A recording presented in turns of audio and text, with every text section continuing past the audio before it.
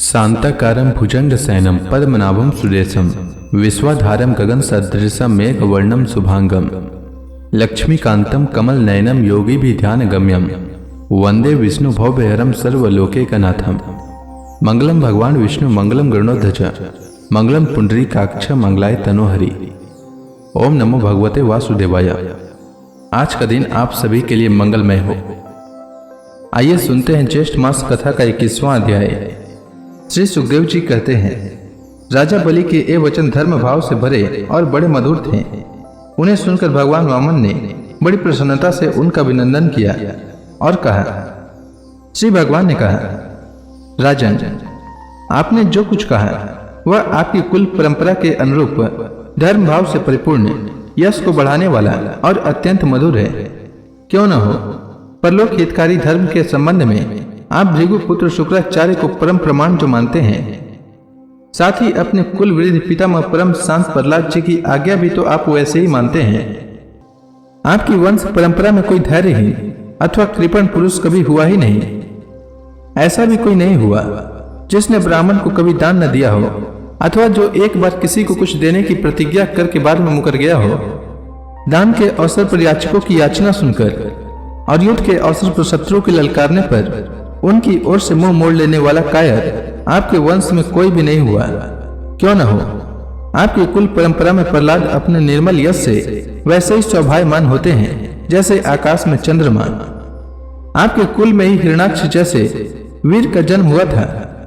वह वीर जब हाथ में गदा लेकर अकेला ही दिग्विजय के लिए निकला, तब सारी पृथ्वी में घूमने पर भी उसे अपनी जोड़ का कोई वीर न मिला।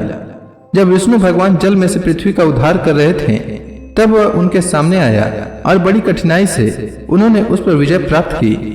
परंतु उसके बाद भी उन्हें बार बार हिरणाक्ष की शक्ति और बल का स्मरण हो आया करता था, और उसे जीत लेने पर भी वे अपने को विजयी नहीं समझते थे। जब हिरणाक्ष के भाई हिरण्यकशिपु को उसके वध का वृत्तांत मालूम हुआ, तब वह अपने भाई का वध करने वाले को मार डालने के लिए क्रोध करके भगवान के निवास स्थान वैकुंठ धाम में पहुंचा। विष्णु भगवान माया रचने वालों में सबसे बड़े हैं और समय को खूब पहचानते हैं। जब उन्होंने देखा कि हिरण्यकशिपु तो हाथ में शूल लेकर काल की भांति मेरे ऊपर धावा कर रहा है, तब उन्होंने विचार किया, जैसे संसार के प्राणियों के पीछे मृत्यु लगी रहती है, वैसे ही मैं जहाँ जहाँ जाऊंगा वहीं वहीं यह मेरा पीछा करेगा। इसलिए मैं इसके हृदय में प्रवेश कर जाऊं, जिससे यह मुझे देख न सके, क्योंकि यह तो बहिर्मुख है, बाहर की वस्तुएं ही देखता है। असुर शिरोमणि, जिस समय हिरण्यकशिपु उन पर झपट रहा था, उसी समय ऐसा निश्चय करके डर से कांपते हुए विष्णु भगवान ने अपने शरीर को सूक्ष्म बना लिया और उसके प्राणों के द्वारा नासिका में से होकर हृदय में जा बैठे। हिरण्यकशिपु ने उनके लोक को भली भांति छान डाला, परंतु उनका कहीं पता न चला। इस पर क्रोधित होकर वह सिंहनाद करने लगा। उस वीर ने पृथ्वी, स्वर्ग, दिशा, आकाश, पाताल और समुद्र सब कहीं विष्णु भगवान को ढूंढा, परंतु वे कहीं भी उसे दिखाई न दिए। उनको कहीं न देखकर वह कहने लगा, मैंने सारा जगत छान डाला, परंतु वह मिला नहीं। अवश्य ही वह भ्रातृघाती उस लोक में चला गया जहां जाकर फिर लौटना नहीं होता। बस अब उससे वैर भाव रखने की आवश्यकता नहीं, क्योंकि वैर तो देह के साथ ही समाप्त हो जाता है। क्रोध का कारण अज्ञान है और अहंकार से उसकी वृद्धि होती है। राजन, आपके पिता प्रहलाद नंदन विरोचन बड़े ही ब्राह्मण भक्त थे। यहाँ तक कि उनके शत्रु देवताओं ने ब्राह्मणों का वेश बनाकर उनसे उनकी आयु का दान मांगा, और उन्होंने ब्राह्मणों के छल को जानते हुए भी अपनी आयु दे डाली। आप भी उसी धर्म का आचरण करते हैं जिसका शुक्राचार्य आदि गृहस्थ ब्राह्मण, आपके पूर्वज प्रहलाद और दूसरे यशस्वी वीरों ने पालन किया है। दैतेंद्र, आप मुंह मांगी वस्तु देने वालों में श्रेष्ठ हैं। इसलिए मैं आपसे थोड़ी सी पृथ्वी केवल अपने पैरों से 3 डग मांगता हूँ।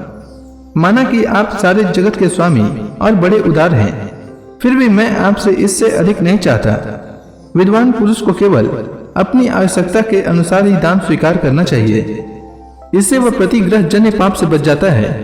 राजा बलि ने कहा, ब्राह्मण कुमार, तुम्हारी बातें तो वृद्धों जैसी है, परंतु तुम्हारी बुद्धि अभी बच्चों की सी ही है। अभी तुम हो भी तो बालक ही ना, इसी से अपना हानि लाभ नहीं समझ रहे हो। मैं तीनों लोकों का एकमात्र अधिपति हूँ और द्वीप का द्वीप दे सकता हूँ। जो मुझे अपनी वाणी से प्रसन्न कर ले, और मुझसे केवल 3 पग भूमि मांगे, वह भी क्या बुद्धिमान कहा जा सकता है? ब्रह्मचारी जी, जो एक बार कुछ मांगने के लिए मेरे पास आ गया, उसे फिर कभी किसी से कुछ मांगने की आवश्यकता नहीं पड़नी चाहिए। अतः अपनी जीविका चलाने के लिए तुम्हें जितनी भूमि की आवश्यकता हो उतनी मुझसे मांग लो। श्री भगवान ने कहा, राजन, संसार के सब प्यारे विषय एक मनुष्य की कामनाओं को भी पूर्ण करने में समर्थ नहीं है, यदि वह अपनी इंद्रियों को वश में रखने वाला संतोषी न हो। जो 3 पग भूमि से संतोष नहीं कर लेता, उसे 9 वर्षों से युक्त एक द्वीप भी दे दिया जाए तो भी वह संतुष्ट नहीं हो सकता, क्योंकि उसके मन में 7 द्वीप पाने की इच्छा बनी ही रहेगी। मैंने सुना है कि पृथ्वी गए आदि नरेश 7 द्वीपों के अधिपति थे, परंतु उतने धन और भोग की सामग्रियों के मिलने पर भी वे तृष्णा को पार न कर सके।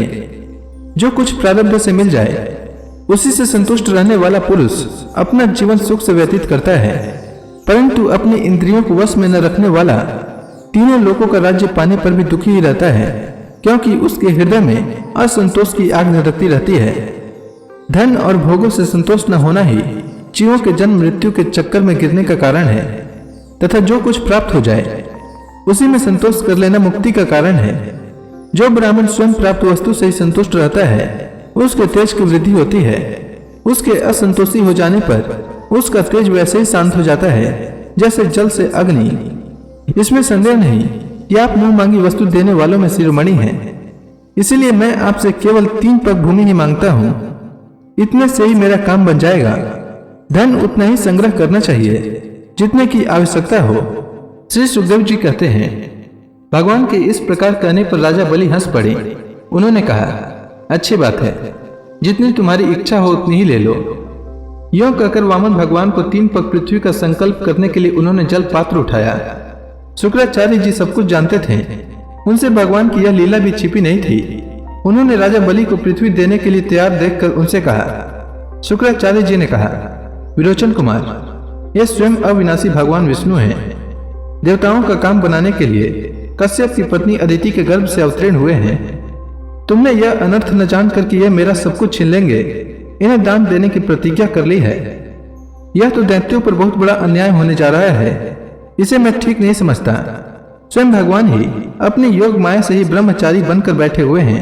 ये तुम्हारे राज्य, ऐश्वर्य, लक्ष्मी, तेज और विश्व विख्यात कीर्ति सब कुछ तुमसे छीनकर इंद्र को दे देंगे।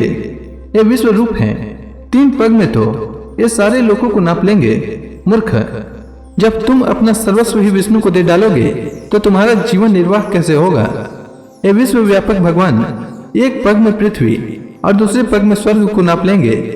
इनके विशाल शरीर से आकाश भर जाएगा, तब इनका तीसरा पग कहाँ जाएगा? तुम उसे पूरा न कर सकोगे। ऐसी दशा में मैं समझता हूँ कि प्रतिज्ञा करके पूरा न कर पाने के कारण तुम्हें नरक में ही जाना पड़ेगा, क्योंकि तुम अपनी की हुई प्रतिज्ञा को पूर्ण करने में सर्वथा असमर्थ होगे। विद्वान पुरुष उस दान की प्रशंसा नहीं करते जिसके बाद जीवन निर्वाह के लिए कुछ बचे ही नहीं। जिसका जीवन निर्वाह ठीक ठीक चलता है वही संसार में दान, यज्ञ, तप और परोपकार के कर्म कर सकता है। जो मनुष्य अपने धन को 5 भागों में बांट देता है, कुछ धर्म के लिए, कुछ यश के लिए, कुछ धन की अभिवृद्धि के लिए, कुछ भोगों के लिए और कुछ अपने स्वजनों के लिए, वही इस लोक और परलोक दोनों में ही सुख पाता है। तो इसी के साथ यह अध्याय समाप्त हुआ। इसके आगे की कथा मैं कल के अध्याय में सुनाऊंगा। तब तक के लिए भगवान हरि का नाम लेते रहें। तो प्रेम से बोलिए भगवान विष्णु की जय, श्री कृष्ण भगवान की जय, समस्त देवी देवताओं की जय।